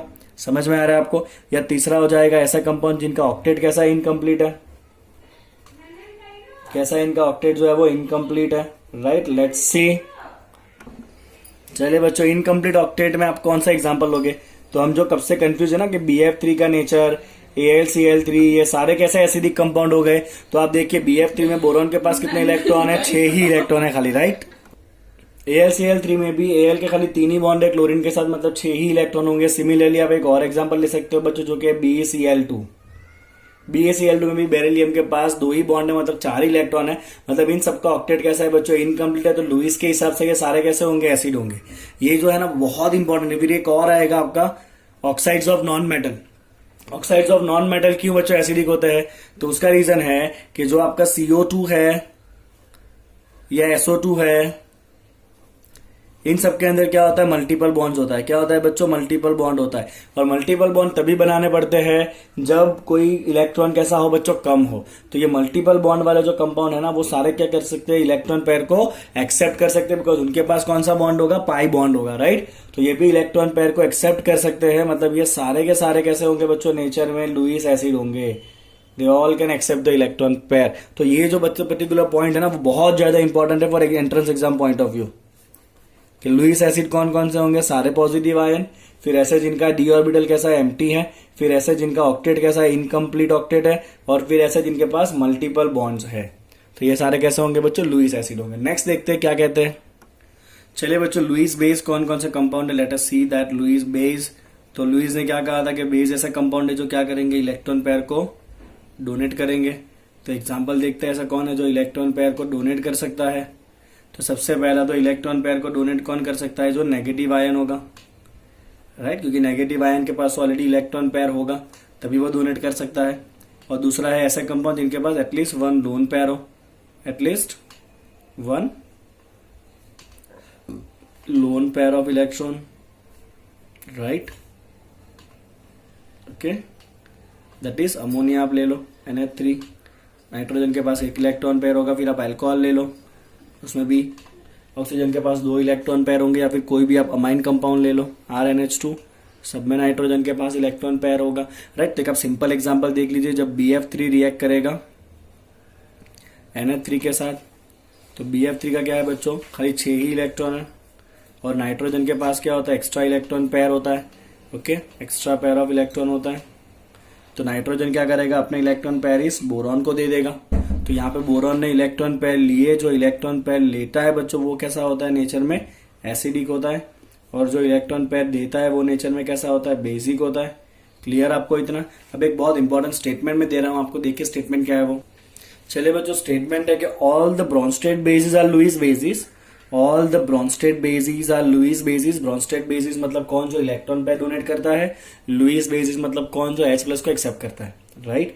सॉरी, ब्रॉन्स्टेड मतलब कौन, जो H+ को एक्सेप्ट करता है। लुईस मतलब कौन, जो इलेक्ट्रॉन पेयर डोनेट करता है। तो सिंपल है कि जितने भी ब्रॉन्स्टेड बेसिस है वो सारे लुईस बेसिस है, बट जितने भी ब्रॉन्स्टेड एसिड्स है they are not Lewis acids. क्यों? क्योंकि HCl है, H2SO4 है, या HNO3 है। तो ये सब जो है ना बच्चों, वो ब्रॉन्स्टेड के हिसाब से तो एसिड है। मैं एग्जांपल लिख रहा हूं यहाँ पे, देखिए ध्यान से। HCl है, H2SO4 है, HClO4 है, ये सारे के सारे कैसे है बच्चों, ब्रॉन्स्टेड एसिड है, राइट, क्योंकि they all are capable of donating H+, but they are not Lewis acid. क्योंकि लुईस एसिड तो क्या करता है बच्चों, इलेक्ट्रॉन पेयर एक्सेप्ट करता है, और यहाँ पे कोई इलेक्ट्रॉन पेयर एक्सेप्ट होने वाला नहीं है। तो ये सारे जो है वो ब्रॉन्स्टेड एसिड है, बट लुईस एसिड नहीं है। तो ये आपका लुईस का एक लिमिटेशन भी हो जाएगा, they will not accept an electron pair, not accept electron pair. Clear? तो बच्चों इतना आपका एसिड बेस का कंसेप्ट है। अब इसके बाद एक बहुत इंपॉर्टेंट पॉइंट आता है, जो है कि स्ट्रेंथ ऑफ एसिड और स्ट्रेंथ ऑफ बेस किसके ऊपर डिपेंड करता है। Okay, let's see that. चलिए बच्चों, सबसे पहला पॉइंट देखिए, एसिडिक स्ट्रेंथ ऑफ हाइड्राइड्स। तो एसिडिक स्ट्रेंथ ऑफ हाइड्राइड्स जो है वो 2 फैक्टर पे डिपेंड करता है। एक है इलेक्ट्रोनेगेटिविटी डिफरेंस, तो एसिडिक स्ट्रेंथ जो है वो डायरेक्टली प्रोपोर्शनल टू होता है इलेक्ट्रोनेगेटिविटी डिफरेंस। तो आपको यहाँ पे कुछ हाइड्राइड्स दिए हुए हैं, ये सारे हाइड्राइड्स जो है वो सेकंड पीरियड के हैं। ये फ्लोरीन का हाइड्राइड्स है, ऑक्सीजन का हाइड्राइड्स है, नाइट्रोजन का और कार्बन का। तो यहाँ पे आप इलेक्ट्रोनेगेटिविटी डिफरेंस देखें तो फ्लोरीन कैसा होता है बच्चों, मैक्सिमम इलेक्ट्रोनेगेटिव होता है। यहाँ पे कार्बन कैसा होगा बच्चों, इस पर्टिकुलर 4 एलिमेंट में मिनिमम इलेक्ट्रोनेगेटिव होगा। ओके, तो यहाँ पे एसिडिक स्ट्रेंथ क्या है, directly proportional to electronegativity difference है। तो यहाँ पे इन दोनों के बीच का इलेक्ट्रोनेगेटिविटी डिफरेंस कैसा होगा, मैक्सिमम होगा। तो HF कैसा होता है, मैक्सिमम होता है, फिर H2O, फिर NH3, और सबसे कम एसिडिक कौन होगा बच्चों, CH4 होगा, मीथेन। ओके, दूसरा देखिए हाइड्राइड्स की बात है। एसिडिक स्ट्रेंथ जो है वो डायरेक्टली प्रोपोर्शनल टू होता है किसको बच्चों, साइज ऑफ एटम को। क्योंकि एटम जितना बड़ा होगा उतना बॉन्ड कैसा होगा, वीक होगा, H इजीली जा सकता है। तो यहाँ पे देखिए ये सारे एक ही ग्रुप के हैं। कैसे बच्चों, सारे ये एक ही ग्रुप के। तो ये जो acidic strength of electronegativity difference है ना, वो कहां पे डोमिनेट करेगा बच्चों, पीरियड में डोमिनेट करेगा। कहां डोमिनेट करेगा, वो पीरियड में। और acidic strength directly proportional to, तो साइज जो है ना वो कहां पे डोमिनेट करता है, अगर ग्रुप के हाइड्राइड्स दिया हुआ है तो। क्या दिया है बच्चों आपको, ग्रुप का हाइड्राइड दिया हुआ है तो आप देखिए ये सारे एक ही ग्रुप के, fluorine, chlorine, bromine, iodine. HI जो है उसका साइज कैसा होगा, सबसे बड़ा होगा, क्योंकि I का साइज सबसे बड़ा होता है। तो ये साइज में सबसे बड़ा है, मतलब बॉन्ड सबसे वीक होगा। तो यहाँ पे H सबसे इजीली जा सकता है। तो ये कैसा होगा, मैक्सिमम एसिडिक। और HF कैसा होगा, इन चारों में मिनिमम एसिडिक होगा, राइट। सेम यहाँ पे देखिए ग्रुप नंबर 16 के एग्जांपल है, hydrides of oxygen, sulphur, selenium, tellurium. ये भी कैसा होगा, सबसे बड़ा होगा साइज में। तो ये एसिडिक स्ट्रेंथ सबसे ज्यादा किसका होगा, H2T, और सबसे कम किसका होगा, H2O का होगा। चलिए बच्चों, अब देखते हैं acidic strength of oxo acids. चलिए बच्चों, स्ट्रेंथ ऑफ ऑक्सो एसिड्स देखते हैं। पहले हमने हाइड्राइड्स के स्ट्रेंथ देखे, अब ऑक्सो एसिड का स्ट्रेंथ देखते हैं। तो ऑक्सो एसिड क्या होता है, ऑक्सो एसिड होता है बच्चों ऐसा एसिड जिसका एसिडिक हाइड्रोजन कहां पर हो, हाइड्रोजन के साथ हो। कहां पर हो, उसका एसिडिक हाइड्रोजन जो है वो ऑक्सीजन के साथ जुड़ा हुआ हो, राइट। चलिए, सबसे पहला पॉइंट है बच्चों, उसका जो स्ट्रेंथ है वो डायरेक्टली प्रोपोर्शनल है डिफरेंस ऑफ इलेक्ट्रोनेगेटिविटी, जो यहाँ पे था। Strength is directly proportional to difference of electronegativity. चलिए देखिए यहाँ पे आप इन बताइए, तो यहाँ पे HOI है, HOBr है, HOCl है, राइट। चलिए ध्यान से देखिएगा बच्चों, तीनों में से आयोडीन, ब्रोमीन एंड क्लोरीन में सबसे ज्यादा इलेक्ट्रोनेगेटिव कौन है, क्लोरीन है। That is most electronegative. Okay, तो यहाँ पे अगर क्लोरीन सबसे ज्यादा इलेक्ट्रोनेगेटिव है तो सबसे ज्यादा एसिडिक कौन होगा बच्चों? HOCl होगा, फिर HOBr, और सबसे कम कौन होगा बच्चों? HOI होगा। अगर मान लो बीच में से ये O निकाल दिया ना तो फिर ये हाइड्राइड हो जाएगा, और हाइड्राइड में ज्यादा एसिडिक कौन था? HI था। तो आपको ये ध्यान रखना है कि हाइड्राइड्स है कि ऑक्सो एसिड्स है, राइट। चलिए बच्चों नेक्स्ट देखिए, यहाँ पे HNO3 एंड HPO3 है।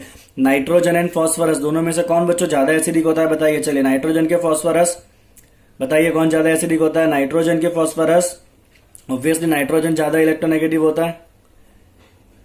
अगर नाइट्रोजन ज्यादा इलेक्ट्रोनेगेटिव है तो ज्यादा एसिडिक कौन होगा बच्चों? HNO3। चलिए यहाँ पे देखिए HClO4, HBrO4, HiO4। चलिए chlorine, bromine, iodine central atom में ऑक्सो एसिड का क्वेश्चन है, बिकॉज हाइड्रोजन ऑक्सीजन दोनों है। ओके, तो क्लोरीन, ब्रोमीन, आयोडीन में ज्यादा इलेक्ट्रोनेगेटिव कौन होता है बच्चों? क्लोरीन होता है। तो यहाँ भी ज्यादा एसिडिक कौन होगा? HClO4, फिर HBrO4, और सबसे कम एसिडिक कौन होगा? HiO4। चलिए सिमिलरली यहाँ पे देखिए सारे ऑक्सो एसिड है, ये सिलिकॉन का ऑक्सो एसिड है, ये फॉस्फोरस का है, ये सल्फर का और ये क्लोरीन का है। चारों में सबसे ज्यादा इलेक्ट्रोनेगेटिव कौन होगा? क्लोरीन, उसके बाद सल्फर, उसके बाद फॉस्फोरस, और सबसे कम इलेक्ट्रोनेगेटिव कौन होगा? सिलिकॉन। तो जो सबसे कम इलेक्ट्रोनेगेटिव है ऑक्सो एसिड के अंदर वो कैसा होगा? सबसे कम एसिडिक होगा, और सबसे ज्यादा एसिडिक कौन होगा बच्चों? HClO4 होगा, राइट। चलिए नेक्स्ट पॉइंट बहुत ज्यादा इंपॉर्टेंट है बच्चों, ये पॉइंट जो है आपका strength of oxo acid is directly proportional to the oxidation number of central atom. चलिए यहाँ पे देखिए HClO, HClO2, HClO3, HClO4। यहाँ पे Cl का ऑक्सीडेशन नंबर कितना होगा बच्चों? +1। यहाँ पे आप गिनोगे तो +3, यहाँ पे आप गिनिए +5, और यहाँ पे Cl का ऑक्सीडेशन नंबर होगा बच्चों +7। चलिए क्या कहता है एसिडिक स्ट्रेंथ सबसे ज्यादा किसका होता है? जिसका ऑक्सीडेशन नंबर सबसे बड़ा हो। तो अगर ये सारे के सारे जो है वो एक ही एलिमेंट के जब एसिड दिए हो ना, एक ही एलिमेंट के सबके सब क्लोरीन के हैं, तब आपको ऑक्सीडेशन नंबर देखना है। सबसे ज्यादा ऑक्सीडेशन नंबर जिसका होगा वो सबसे ज्यादा एसिडिक। सेम यहाँ पे देखिए बच्चों, ये नाइट्रोजन के 2 ऑक्सो एसिड्स है। यहाँ पे नाइट्रोजन का स्टेट +5 होगा, यहाँ पे नाइट्रोजन का स्टेट जो है वो +3 होगा। चलिए दोनों में से ज्यादा कौन है? +5 है, तो ज्यादा एसिडिक कौन होगा? HNO3 is more acidic. Clear. चलिए नेक्स्ट थियरी क्या है देखते हैं। चलिए बच्चों बात करेंगे अब स्ट्रेंथ ऑफ बेसिस के लिए। तो स्ट्रेंथ ऑफ बेस में सबसे पहला है, तो बेस लुइस ने कहा था कि बेस 2 टाइप के होते हैं, एक तो नेगेटिव आयन होंगे और दूसरे वो होंगे जिनके पास लोन पेयर हो, राइट। तो ये दोनों बेसिक कंपाउंड है। सबसे पहले देखते हैं कि ये लोन पेयर वाले का क्या सीन है। ओके, तो basicity is inversely proportional to the electronegativity of the atom holding the electron pair. यहाँ पे एग्जांपल देखिए, अमोनिया है, वाटर है, NHF है। अब इन तीनों में से लोन पेयर सबके पास है, इसके पास भी है, इसके पास भी है, इसके पास भी है। बट ये फ्लोरीन कैसा है बच्चों? फ्लोरीन जो है ना वो मैक्सिमम इलेक्ट्रोनेगेटिव है, और जो इलेक्ट्रोनेगेटिव होता है ना वो तो क्या करता है? इलेक्ट्रॉन पेयर को अपनी तरफ अट्रैक्ट करके रखता है। मतलब फ्लोरीन अपना इलेक्ट्रॉन पेयर देने वाला नहीं है। ओके, नाइट्रोजन यहाँ पे इन तीनों में सबसे कम इलेक्ट्रोनेगेटिव है, तो नाइट्रोजन जो है वो मिनिमम इलेक्ट्रोनेगेटिव होने की वजह से अपना इलेक्ट्रॉन पेयर दे देगा। तो नाइट्रोजन क्योंकि इलेक्ट्रॉन पेयर दे रहा है, तो सबसे ज्यादा बेसिक कौन होगा इसमें? अमोनिया होगा, फिर कौन होगा? वाटर, और सबसे कम बेसिक कौन होगा? HF, बिकॉज वो इलेक्ट्रॉन पेयर देने वाला नहीं है। ओके, चलिए दूसरा, अगर हम नेगेटिव आयन की बात करें तो basicity is inversely proportional to the size of anion. Anion जितना बड़ी साइज का होगा ना उतना बेसिसिटी कम हो जाएगा। देखते क्यों? फ्लोरीन, क्लोरीन एंड ब्रोमीन, इन तीनों में से सबसे बड़ी साइज का कौन है? ब्रोमीन है, लार्जेस्ट साइज का। अगर ये सबसे लार्ज साइज का है तो होगा क्या? इसके पास जो नेगेटिव चार्ज है ना, वो जो नेगेटिव चार्ज है वो क्या हो जाएगा? डिस्पर्स हो जाएगा। क्या हो जाएगा? नेगेटिव चार्ज जो है वो डिस्पर्स हो जाएगा, फैल जाएगा नेगेटिव चार्ज इतनी बड़ी साइज की वजह से। और अगर नेगेटिव चार्ज फैल गया तो फिर ये इजीली जो इलेक्ट्रॉन पेयर देना है वो नहीं दे पाएगा। तो जितना बड़ा हो जाएगा नेगेटिव आयन उतना उसका बेसिसिटी क्या हो जाएगा? कम हो जाएगा। क्लियर आ रहा है बच्चों? समझ में आपको? समझ में आ रहा है आपको? जब आपको आयन दिया हुआ हो तो आयन कौन सबसे ज्यादा बेसिक होगा? सबसे छोटी साइज का, बिकॉज ये छोटा है। ओके, फ्लोरीन सबसे छोटा है तो इसका इलेक्ट्रॉन पेयर कैसा होगा? एक ही जगह पे होगा। एक ही जगह पे मतलब वो इलेक्ट्रॉन पेयर इजीली जा सकता है, राइट। तो यहां पे क्या होगा? Electron pair is concentrated.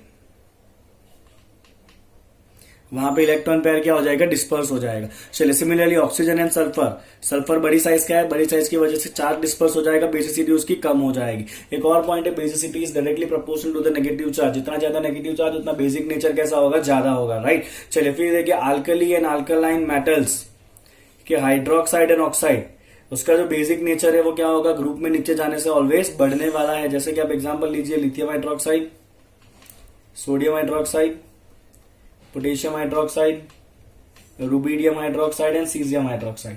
चले यहाँ पे क्या होगा, जबकि अंदर हाइड्रोक्साइड है तो OH माइनस डोनेट करेंगे वो। सबसे इजीली OH माइनस डोनेट कौन करेगा, सीजियम हाइड्रोक्साइड, बिकॉज इसका बॉन्ड कैसा होगा, सबसे वीक होगा। इसका बॉन्ड कैसा होगा बच्चों, सबसे वीक होगा, मतलब ये सबसे इजीली ये OH को डोनेट कर सकता है। तो सबसे ज्यादा बेसिक कौन होगा, सीजियम हाइड्रोक्साइड, जो सबसे ज्यादा स्ट्रॉन्गेस्ट नोन बेस है अभी तक का। ओके, सेम आप नोटिस कर सकते हो ग्रुप 2 के अंदर भी बेरिलियम हाइड्रोक्साइड से ज्यादा एसिडिक बेसिक कौन होगा, मैग्नीशियम हाइड्रोक्साइड, उससे ज्यादा बेसिक कौन होगा, कैल्शियम हाइड्रोक्साइड, उससे ज्यादा barium hydroxide and so on, right. चलिए यहाँ पे देखिए बच्चों कुछ एग्जांपल है, अमोनिया है, PH3 है, ASH3 एंड SBH3 है। सबसे ज्यादा बेसिक कौन होगा, तो सबके पास इलेक्ट्रॉन पेयर है बच्चों। इलेक्ट्रॉन पेयर जब सबके पास है तो आपको क्या देखना पड़ेगा, आपको साइज देखना पड़ेगा। ओके, चलिए ध्यान से देखिए, तो यहाँ पे जो नाइट्रोजन है वो सबसे छोटी साइज का है, मतलब उसका जो इलेक्ट्रॉन पेयर है वो एक ही जगह पे फोकस्ड होगा। ओके, अब यहाँ पे एग्जांपल आप कंफ्यूज मत होइएगा बिल्कुल भी। यहाँ पे देखिए बच्चों, यहाँ पे जो नाइट्रोजन, ऑक्सीजन एंड फ्लोरीन है ना, उसमें साइज में इतना डिफरेंस नहीं है। इनका साइज कैसा होगा, ऑलमोस्ट सेम होगा, साइज ऑलमोस्ट सेम है। इसलिए हमने क्या देखा था, इलेक्ट्रोनेगेटिविटी देखा था। क्या देखा था, इन तीनों में हमने इलेक्ट्रोनेगेटिविटी देखा था। बट यहाँ पे आप देखिए ना, एक नाइट्रोजन है, फॉस्फोरस, आर्सेनिक, एंटीमनी है, सब तो एक ही ग्रुप के है, नीचे नीचे उतरना है। तो साइज यहाँ पे डोमिनेट करेगा, ना कि इलेक्ट्रोनेगेटिविटी। ध्यान रखना है आपको, अगर साइज सेम है, अगर एक ही पीरियड के है तो डोमिनेट कौन करेगा, यहाँ पे देख लीजिए, ये कौन डोमिनेट करेगा, एक ही पीरियड में है तो डोमिनेट कौन करेगा, इलेक्ट्रोनेगेटिविटी करेगा। और ये एक ही ग्रुप के है सारे, कैसे बच्चे, ये सारे एक ही ग्रुप के है, और जब एक ही ग्रुप के हो गए तो डोमिनेट कौन करेगा, साइज डोमिनेट करेगा। सबसे छोटी साइज का है, उसका इलेक्ट्रॉन पेयर इजीली अवेलेबल है डोनेट होने के लिए। तो सबसे ज्यादा बेसिक कौन होगा, NH3, फिर PH3, फिर ASH3 एंड फिर SBH3। क्लियर बच्चों, ये फ्रिक्वेंटली पूछा जाने वाला टॉपिक है एंट्रेंस में, राइट। चलिए बच्चों, अब बात करेंगे हम सॉल्ट्स के बारे में, लेट्स सी। चलिए बच्चों, सॉल्ट कब बनता है, जब एसिड और बेस एक दूसरे के साथ मिक्स होते हैं तो सॉल्ट एंड वाटर बनता है। चलिए टाइप देखते हैं बच्चों, तो सॉल्ट मेनली 3 टाइप के, न्यूट्रल, एसिडिक एंड बेसिक। चलिए न्यूट्रल सॉल्ट कौन से है, तो ऐसे सॉल्ट जिनके अंदर कोई भी H+ या OH- डोनेट होने के लिए अवेलेबल नहीं है।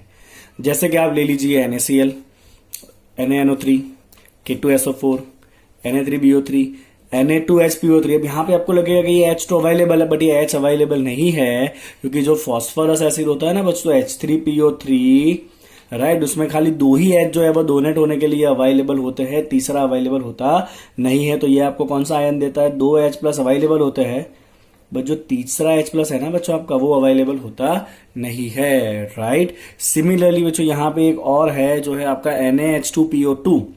ओके, तो ये जो H2PO2 जो है ना, उसके भी ये दोनों H जो है वो डोनेट होने के लिए अवेलेबल नहीं है, क्योंकि जो आपका H3PO2 होता है उसका खाली एक ही H जो है वो आयोनाइजेबल होता है। ये आप स्ट्रक्चर सीखोगे P ब्लॉक में, एक ही H जो है वो आयोनाइज होता है, बाकी जो 2 H है वो आयोनाइज होने वाले नहीं है, राइट। ओके, तो यहां से ये दोनों H, ये भी H नहीं जाएगा, ये भी H नहीं जाएगा, मतलब ये दोनों भी किस में आएगा, न्यूट्रल में आएगा, राइट। ये थोड़ा ट्रिकी क्वेश्चन है, जो आपको ध्यान रखना है, ये थोड़ा ट्रिकी है। ओके, चलिए एसिडिक कौन है, एसिडिक मतलब ऐसे सॉल्ट जो है जिसके पास एसिडिक H+ अवेलेबल है डोनेट होने के लिए। जैसे कि NaHCO3, यहाँ पे H+ अवेलेबल है कार्बोनिक एसिड का।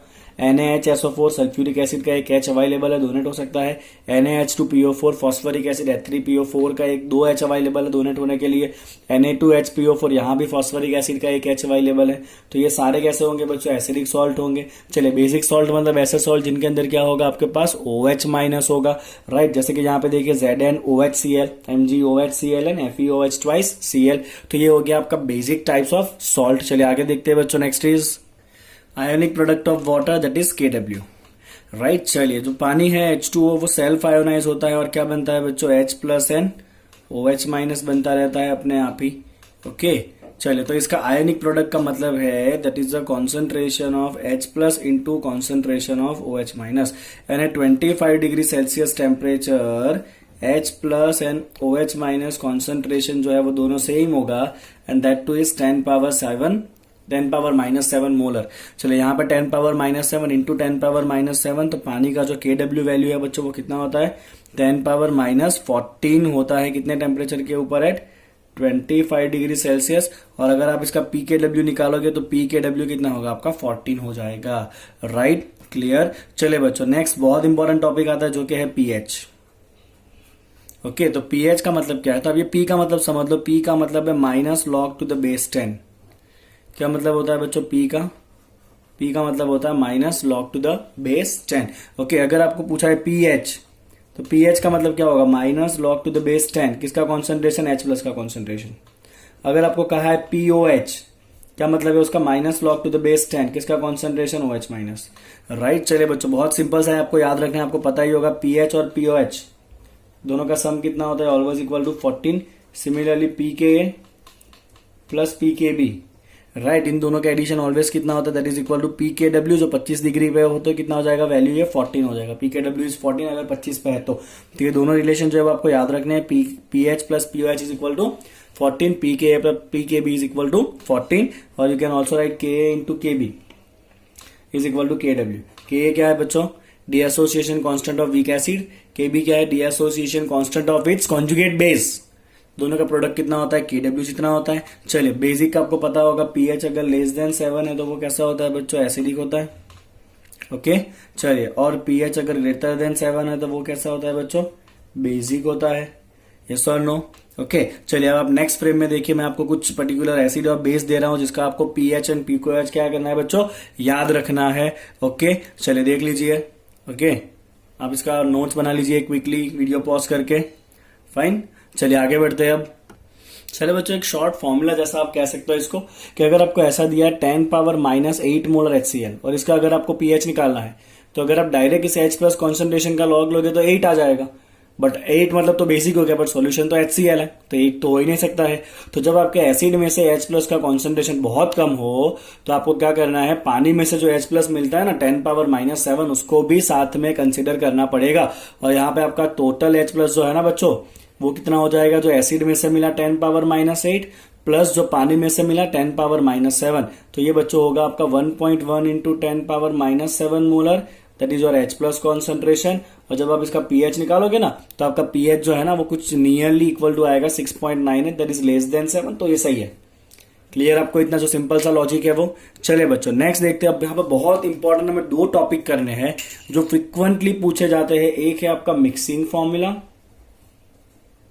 राइट, और फिर दूसरा आने वाला है आपका डाइल्यूशन फॉर्मूला। फाइन, चलिए मैं आपको दोनों चीजें ना एक न्यूमेरिकल से समझाऊंगा ताकि आपका जो पूरा लॉजिक है वो क्लियर हो जाए। ओके, चलिए let's start with this mixing formula.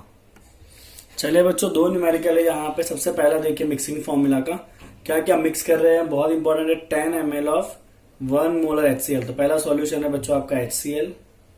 HCl कितना है आपका 10 ml है, और उसका मोलारिटी कितना दिया है, 1 मोलर दिया है। कितना दिया उसका मोलारिटी, 1 मोलर है। चलिए दूसरा सॉल्यूशन कौन सा है, 20 ml ऑफ 0.5 मोलर H2SO4। तो दूसरा है आपका H2SO4, कितना है बच्चों वो 20 ml है, और उसका मोलारिटी कितना है 0.5 मोलर है।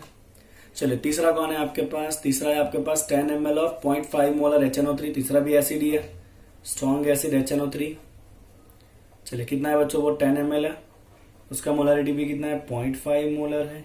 क्या फाइंड करना है हमें, if they are added what is the resultant pH। तो pH फाइंड करने के लिए हमें H प्लस निकालना पड़ेगा।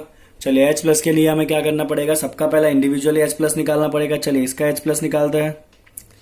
तो H प्लस क्या हो जाएगा बच्चों, आपको सिंपल याद रखना है, H plus is equal to N into M into V।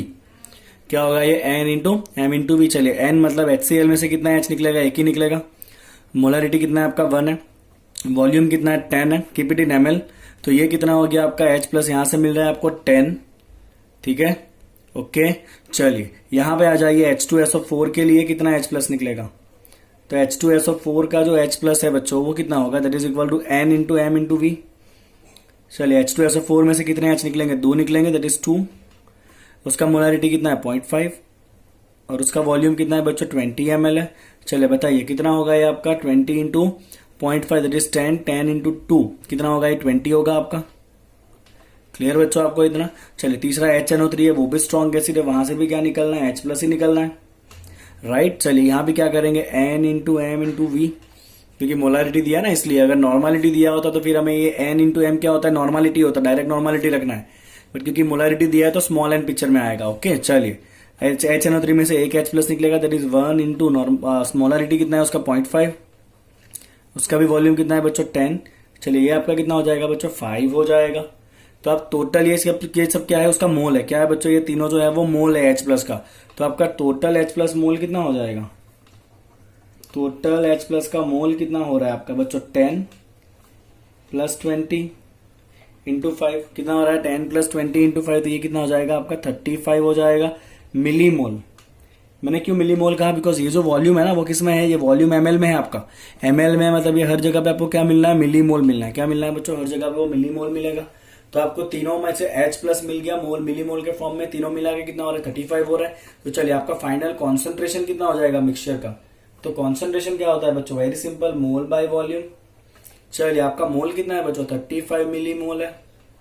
Okay, और तीनों को मिला के कुल वॉल्यूम कितना होगा आपका, तो एक 10 ml है, दूसरा 20 ml है, तीसरा 10 ml है। कितना हो जाएगा वॉल्यूम हो जाएगा 10 प्लस 20 प्लस 10, यस और no that is equal to 40 ml।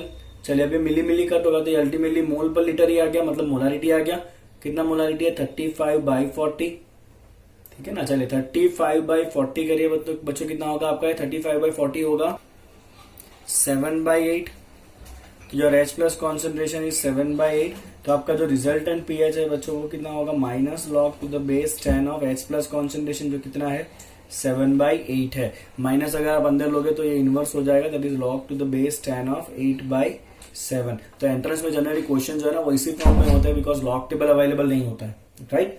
Clear आपको ये क्वेश्चन कैसे करना है, सब में से इंडिविजुअली H प्लस निकालना है, सबको H प्लस एड करके टोटल मोल निकालना है, उसको टोटल वॉल्यूम से डिवाइड करना है, मोलारिटी मिला फिर H प्लस करना है। चलिए यहाँ पे देखिए बच्चों क्या है, वी हैव इक्वल वॉल्यूम्स। चलिए किस किस का ऐड किया HCl that is acid, H2SO4 भी एसिड है, BaOH ट्वाइस क्या बच्चों बेस है, और तीनों का क्या दिया है pH दे, इसका pH 2 है, इसका pH 1 है, तीसरे का pH 12 है। इनको ऐड किया है तो रिजल्टेंट pH कितना होगा। चलिए क्या करते हैं बच्चों, लेट्स सी 1 बाय 1। सबसे पहला कौन है आपका HCl है, वॉल्यूम कितना है इसका V है, क्योंकि तीनों का वॉल्यूम सेम है ना तो हम सबका वॉल्यूम कितना ले लेंगे V ले लेंगे, राइट। चलिए वॉल्यूम कितना है इसका V है और इसका pH कितना है, HCl का pH दिया है आपको 2।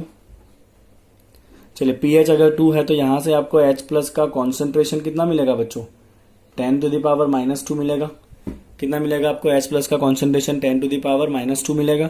तो चलिए पहले में से आपको H प्लस का मोल कितना मिलेगा बच्चों, H प्लस का मोल आ जाएगा आपका, ये कॉन्सेंट्रेशन हो गया मोलारिटी, तो H प्लस का मोल कितना होगा molarity into volume that is equal to 10⁻⁻2 into volume. चलिए H प्लस का मोल मिला HCl में से। ओके, दूसरा कौन है बच्चों H2SO4 है, आ जाइए H2SO4 को लिखिए यहाँ पे H2SO4। चलिए उसका भी वॉल्यूम सेम है, मतलब उसका भी वॉल्यूम V ही है और उसका pH कितना है बच्चों 1 है। अगर pH 1 है तो H प्लस कॉन्सेंट्रेशन कितना होगा 10⁻⁻1। कुछ नहीं कर रहा हूं यहाँ पे माइनस साइन लगा के 10 के पावर में जाने देना है, राइट। 10⁻⁻1 मोलर हो गया किसका कॉन्सेंट्रेशन बच्चों H प्लस का कॉन्सेंट्रेशन, समझ में आ रहा है आपको। तो यहाँ पे आपका H प्लस का मोल कितना हो जाएगा, एसिड है ना इसलिए H प्लस देगा, तो यहाँ पे H प्लस का मोल कितना होगा आपका molarity into volume that is 10⁻⁻1 into volume, ठीक है। चलिए तीसरा कौन है बच्चों आपके पास, तीसरा आपके पास बेस है, कौन सा बेस है, ये BaOH ट्वाइस है, समझ रहे हो आप। उसका भी वॉल्यूम कैसा इक्वल है, मतलब उसका भी V वॉल्यूम है और उसके लिए pH कितना है बच्चों 12 है। अब क्योंकि बेस है तो मुझे pH नहीं चाहिए, मुझे POH चाहिए, तो POH कितना होगा आपका 14-12 that is equal to 2। Okay, POH पर से आपको OH माइनस मिलेगा, कितना होगा ये OH माइनस। चलिए तो 2 का माइनस पावर लगा दीजिए -2 और 10 के ऊपर चला जाएगा वो 10⁻⁻2 मोलर। तो यहाँ पे आपके OH माइनस के मोल कितने हुए बच्चों, that is molarity into volume, ठीक है ना। चलिए अब आपको ध्यान से क्या देखना है बच्चों वो देखिए, तो आपको कुल मिला के H प्लस कितना, यहाँ पे H प्लस भी है OH माइनस भी है, दोनों क्या करेंगे बच्चों एक दूसरे को न्यूट्रल करते हैं, यस और नो। अब क्योंकि ये दोनों एक दूसरे को न्यूट्रल कर रहे हैं ना तो आपको फाइंड करना पड़ेगा न्यूट्रल होने के बाद बचेगा कौन। तो आप यहाँ पे ध्यान से देखिए ये H प्लस 10⁻⁻2 है, ये OH माइनस 10⁻⁻2, ये दोनों एक दूसरे को न्यूट्रल कर देंगे, यस और नो। तो बचेगा कौन, H प्लस बचेगा 10⁻⁻1। ओके, अगर आपको ऐसा नहीं करना है, अगर आपको ऐसा नहीं समझ में आया तो आप क्या करिए टोटल H प्लस निकालिए।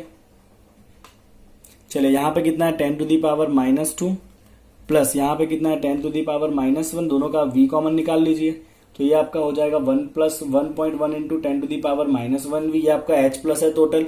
उसी तरह से आप टोटल OH माइनस ले लीजिए, कितना है बच्चों OH माइनस तो एक ही में से मिला है जो कितना है आपका 10⁻⁻2 है।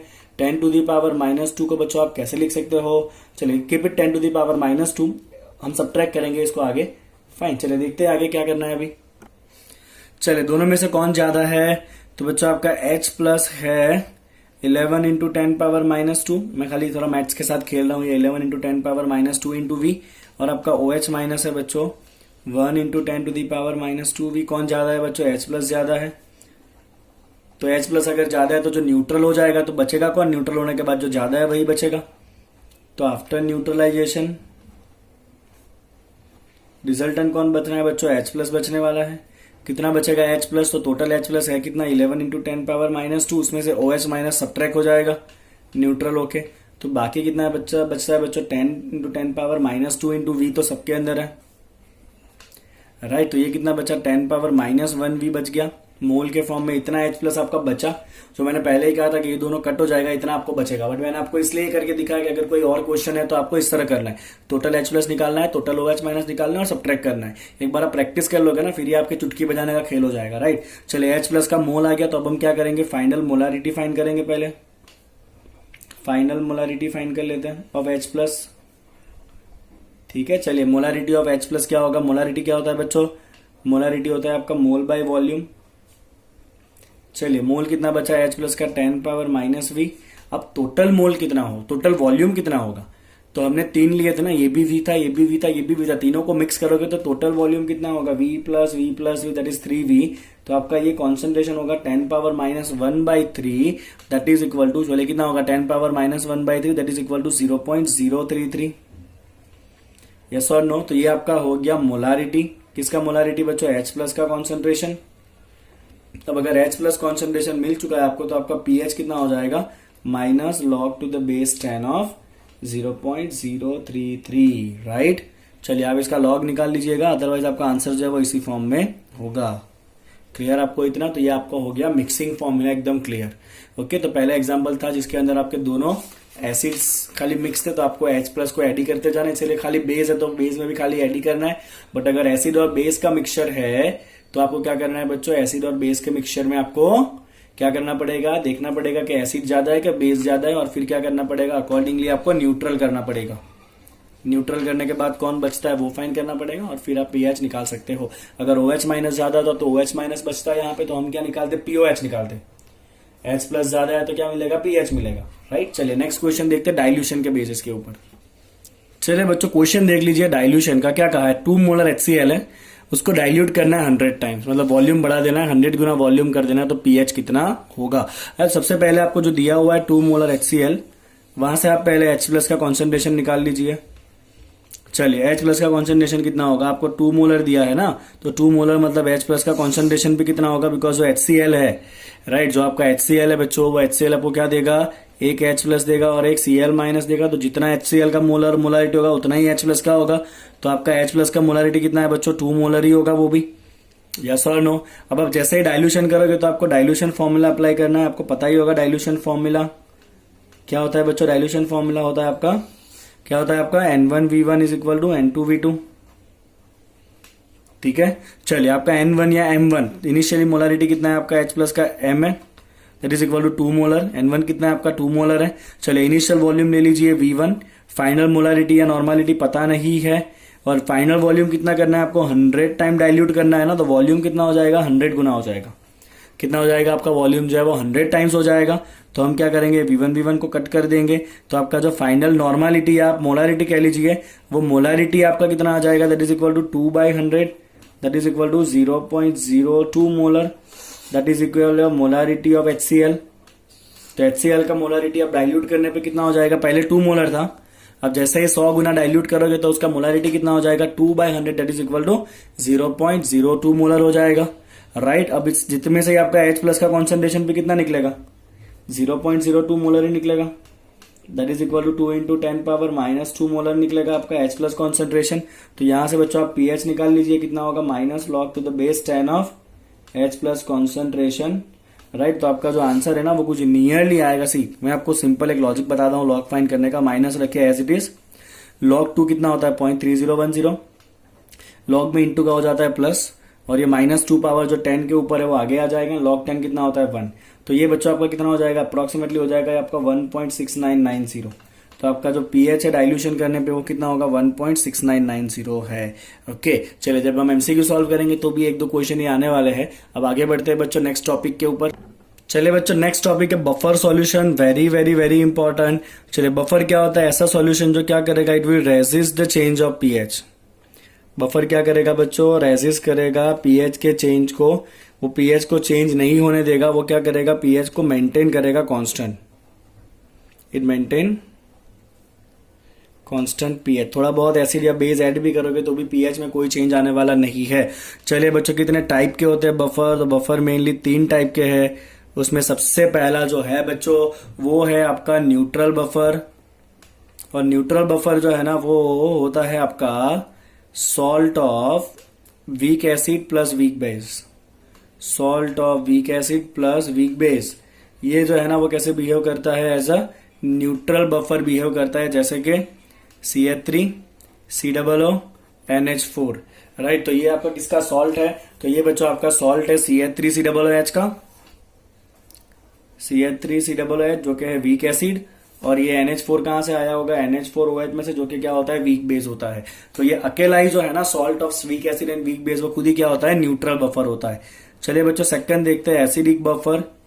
अब यहां पे आपको 2 चीजों को मिक्स करना पड़ेगा। तो बच्चों जो एसिडिक बफर है वहां पे हम क्या क्या मिक्स करते हैं, वहां पे हम मिक्स करते हैं वीक एसिड।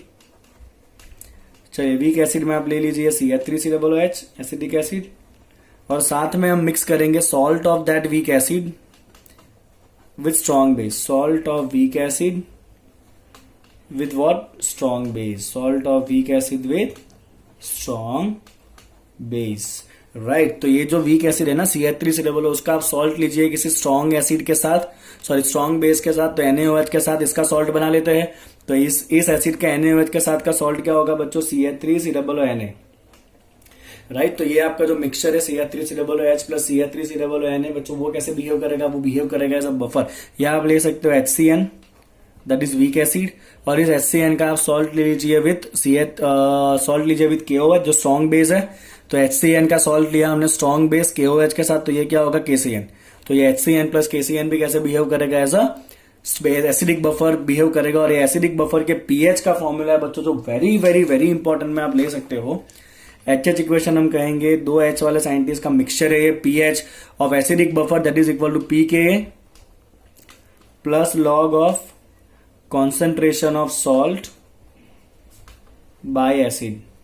क्या है वो, pH equal to pKa plus log of salt by acid. This is very important formula, right, for acidic buffer solution. pH equal to pKa मतलब जो आपका वीक एसिड है ना उसका आपको Ka दिया होगा, आपको pKa निकालना है, प्लस लॉग ऑफ जो सॉल्ट है वो डिवाइड बाय जो लॉग ऑफ, और डिवाइड बाय जो एसिड का कॉन्सेंट्रेशन है वो, उसका आपको क्या मिल जाएगा, एसिडिक बफर का pH मिल जाएगा।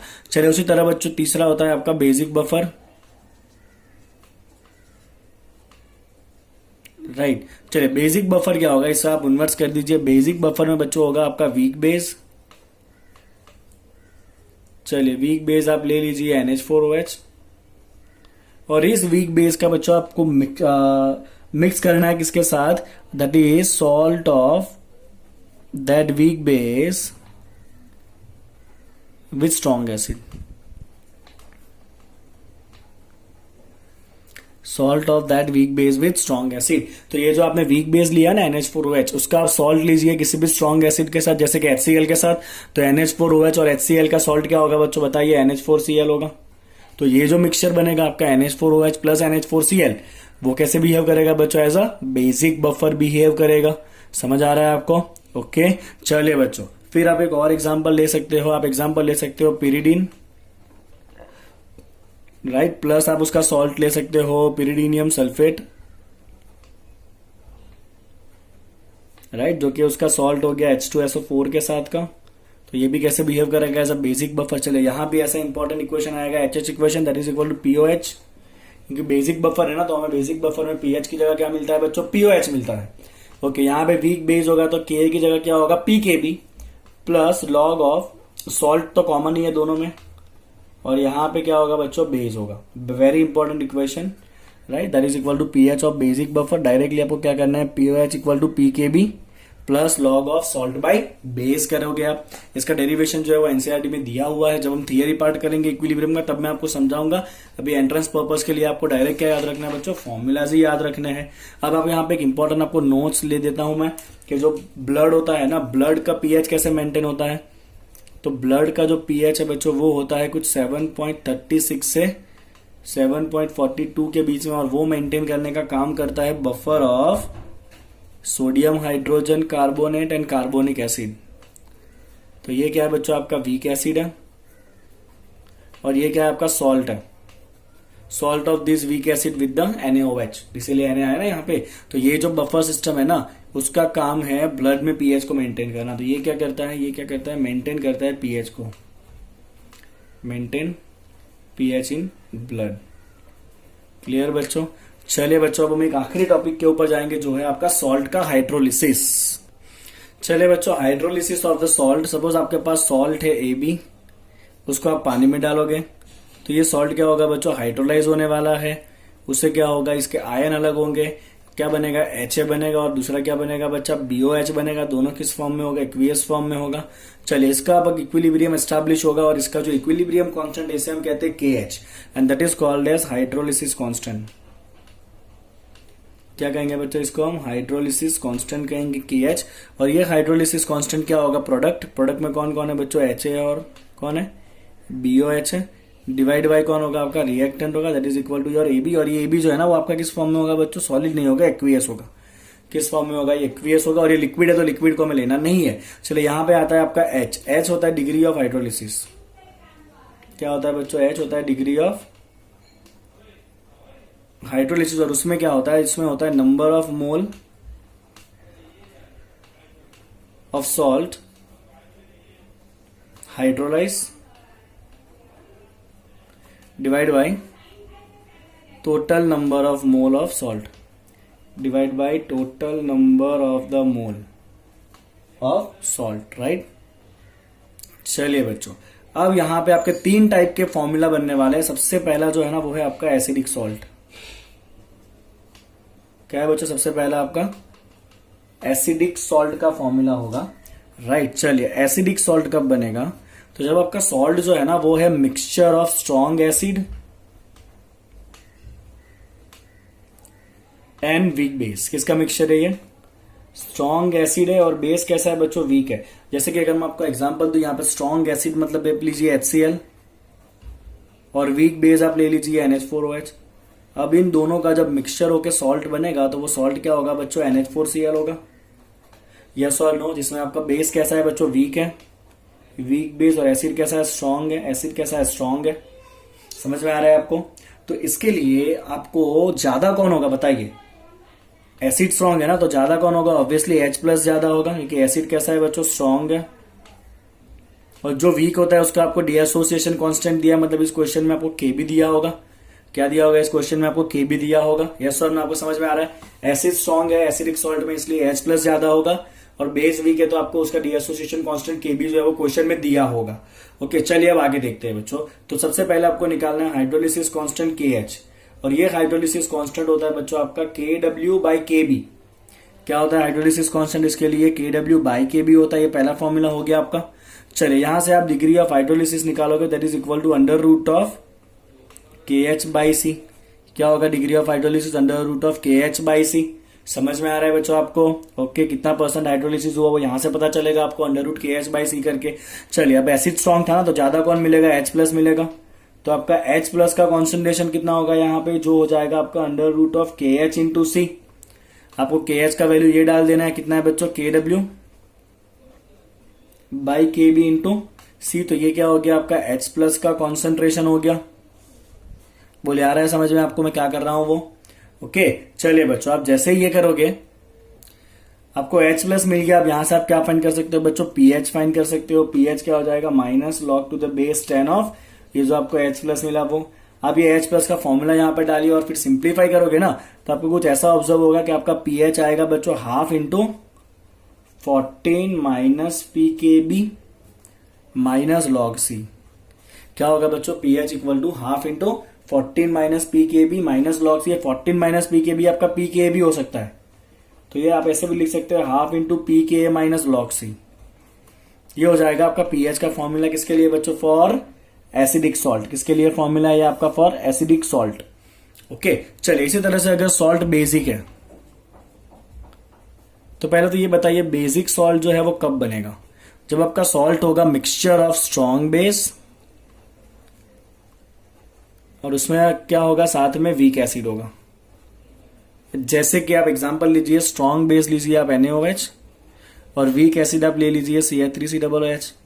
इन दोनों के जुड़ने से जब सॉल्ट बनेगा ना, तो सॉल्ट क्या होगा बच्चों, CH3COONA होगा।